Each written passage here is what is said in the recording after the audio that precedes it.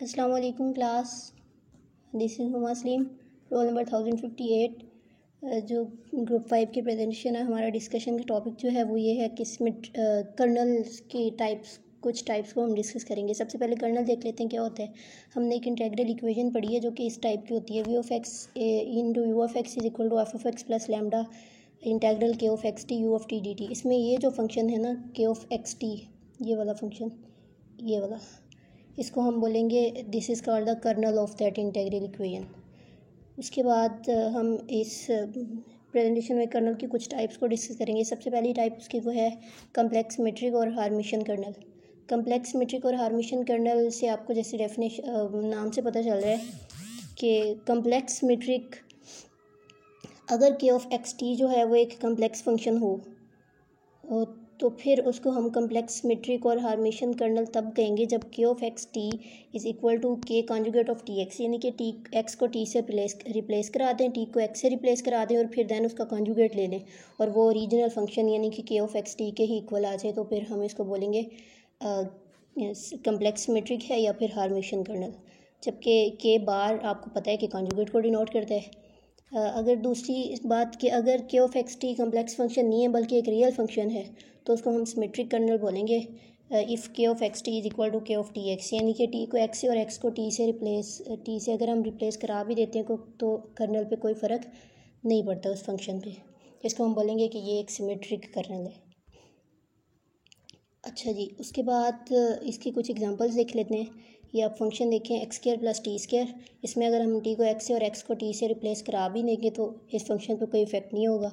दूसरा G X minus T whole square, अगर T minus X whole square कर देंगे यानी रिप्लेसमेंट के बाद, तो हमें पता है कि square always gives a positive value, तो माइनस एब्जॉर्ब हो जाएगा, फिर भी कोई फ़र्क नहीं पड़ेगा। Next sine of x plus T में sine of T plus X हो जाएगा, तो फिर भी कोई फ़र्क नहीं पड़ेगा। ये सारे सिमेट्रिक कर्नल्स हैं।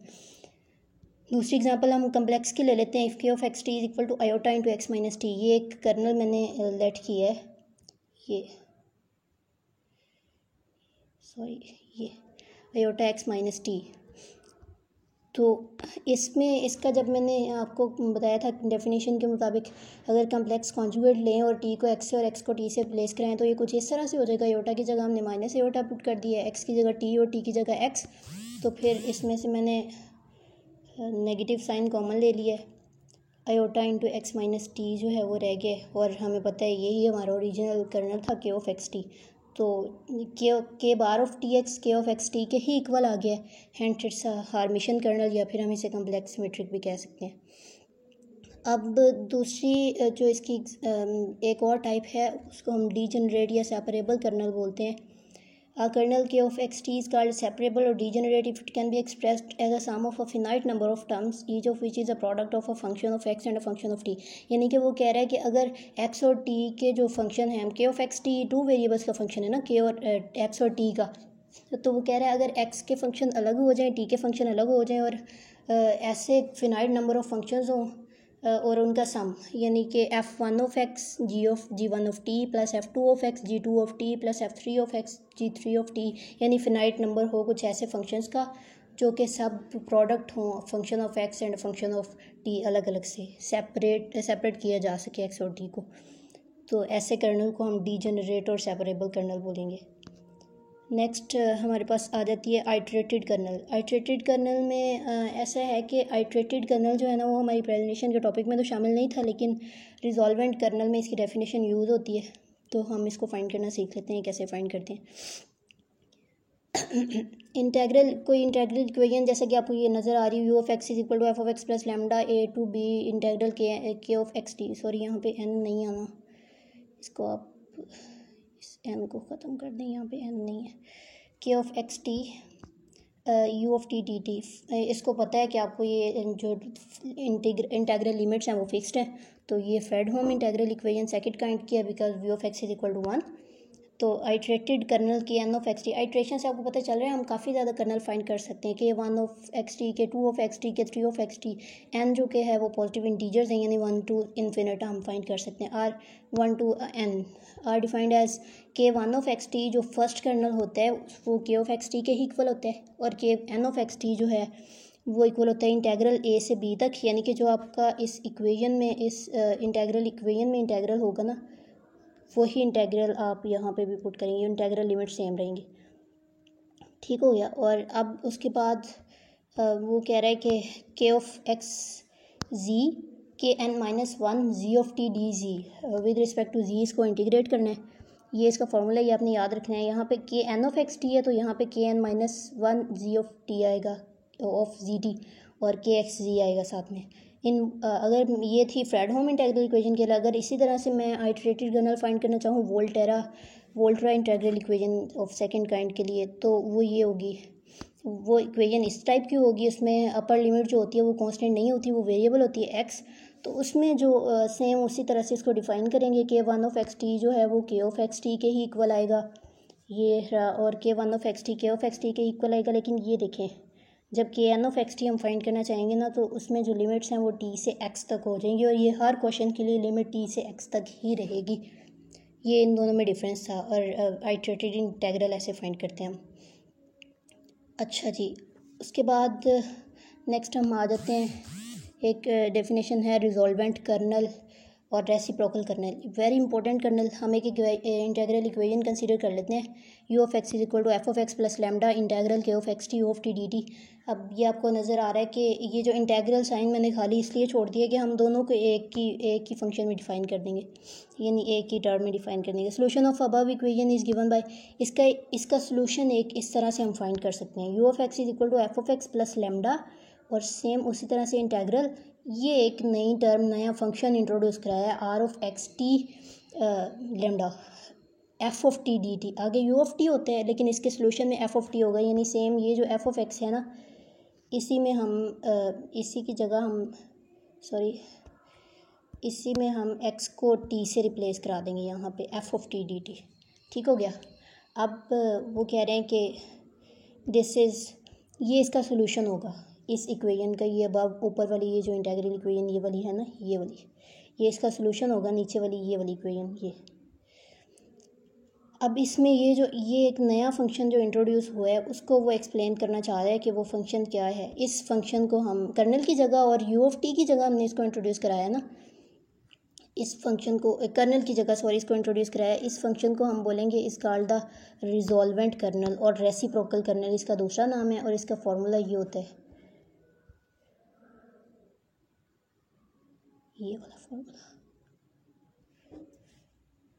Are of x t lambda is equal to summation m approaches from 1 to infinite lambda raise to the power m minus one, और K M of x T. अब देखें ये जो टर्म है ना, के एम ऑफ एक्स टी, ये आइट्रेटेड colonel's है ना। आइट्रेटेड कर्नल को हमने सिर्फ यहाँ पे यूज़ करने के लिए डिफ़ाइन किया था। अब देख लेते हैं एक एग्जांपल से कि किस तरह से हम इसको फाइंड कर सकते हैं। एक एग्जांपल यहाँ पे दी हुई है, find resolvent kernel of the Volterra integral equation with kernel K of x T is equal to one. अब रिजॉल्वेंट कर्नल फाइंड करना है हमने, के ऑफ एक्स टी हमें कर्नल फंक्शन दे दिया है, वो वन के इक्वल है। Here we have K of x T is equal to one, K of x T is equal to one. तो पीछे आइट्रेटेड कर्नल की डेफिनेशन में हमने देखा था कि के वन ऑफ एक्स टी जो होता है वो के ऑफ एक्स टी के इक्वल होगा, तो वो भी वन के इक्वल आ जाएगा। और अगर मैं अब आइट्रेटेड कर्नल की डेफिनेशन लगाऊँ तो के two of x T equal होगा, क्योंकि ये वोल्ट्रा इंटेग्रल इक्वेशन थी, तो के टू ऑफ एक्स टी जो होगा वो इक्वल होगा integral from t to x K of x ji K one of g t D G.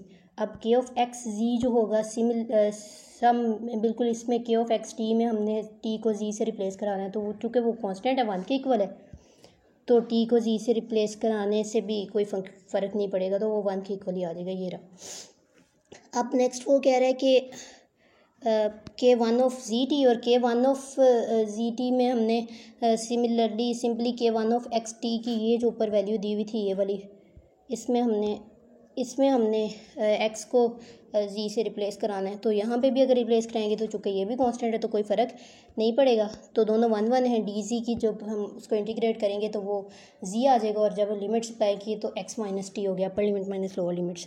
इसी तरह से हम के three of x T find करेंगे तो यहाँ पे सारा फॉर्मूला वही होगा, के टू ऑफ जी टी आ जाएगा, और के टू ऑफ जी टी की जो हमने पीछे वैल्यू के टू ऑफ एक्स टी की फाइंड की है ना, एक्स माइनस टी, वहाँ पर वो जी टी की जी माइनस टी हो जाएगी।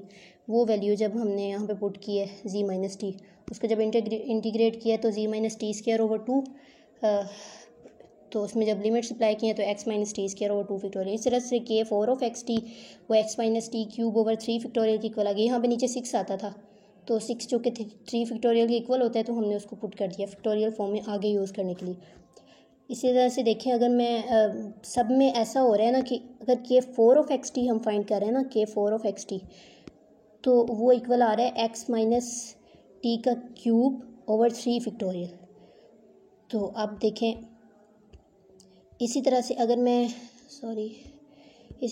मैं के एन ऑफ एक्स टी को डिफाइन करना चाहूँ तो x माइनस टी 4 की जगह 3 आया था, तो n की जगह n माइनस 1 आएगा ओवर n माइनस 1 फैक्टोरियल। तो अगर अब हम इसी को के एम ऑफ एक्स टी तो हमें चाहिए था ना, इसी को हम रिजॉल्वेंट कर्नल के फॉर्मूले में यूज़ करेंगे। इसमें इसमें हम अगर इसको यूज़ करेंगे तो ये हमारे पास, इसको मैं खोल के अगर लिखूँ तो के 1 ऑफ एक्स टी लैम्डा, यहाँ पे अगर m is equal to 1 put करूँ तो lambda raise to the power 0 हो जाएगा, वो 1 है, तो यानी पहली टर्म खाली आएगी के 1 ऑफ एक्स टी, आगे लैम्डा के 2 of x T plus lambda square के 3 of x T plus lambda cube के 4 of x T plus so on. इस तरह से हम इन्फिनिट टर्म्स तक जाएंगे।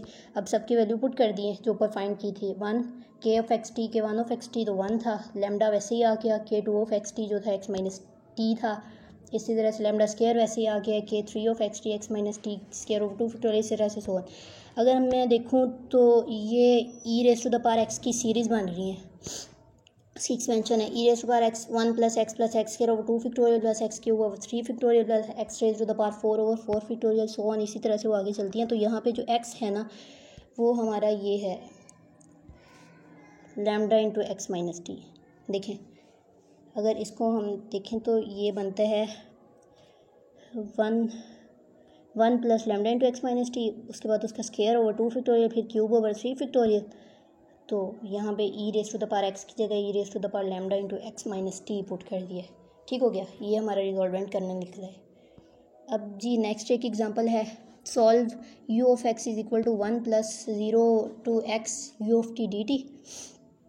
अब वो कह रहा है कि गिवन इक्वेशन जो है हमें पता चल रहा है, क्योंकि अपर लिमिट जो है वो उसकी कांस्टेंट नहीं है, वेरिएबल है, तो गिवन इंटीग्रल हमारा वोल्ट्रा इंटीग्रल इक्वेशन है सेकंड काइंड की।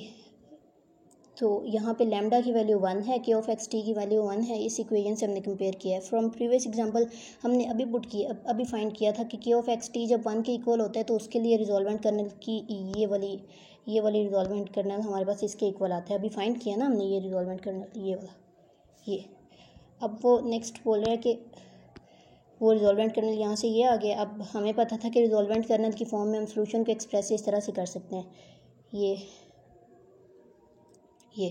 You of x is equal to F of x plus lambda 0 to x R of x t lambda f of T D t. यहाँ पे f of x हमारा question से हमें पता चल रहा है कि वो 1 है, तो एफ ऑफ टी भी 1 होगा और लैम्डा भी 1 दिया हुआ है। तो सबकी वैल्यू पुट करें तो लैम्डा 1 है तो ई की power x minus t D t आ गया। अब चूँकि इसको टी के रिस्पेक्ट इंटीग्रेट करना है तो ई की पावर एक्स को हमने बाहर निकाल लिया, की पावर माइनस टी को इंटीग्रल लिया, तो उस तरह से आगे इसको सॉल्व करने 1 माइनस ई की पावर माइनस टी और लिमिट्स 0 से एक्स तक हैं। जब लिमिट्स को पुट किया तो ई की पावर 0 1 हो जाएगी।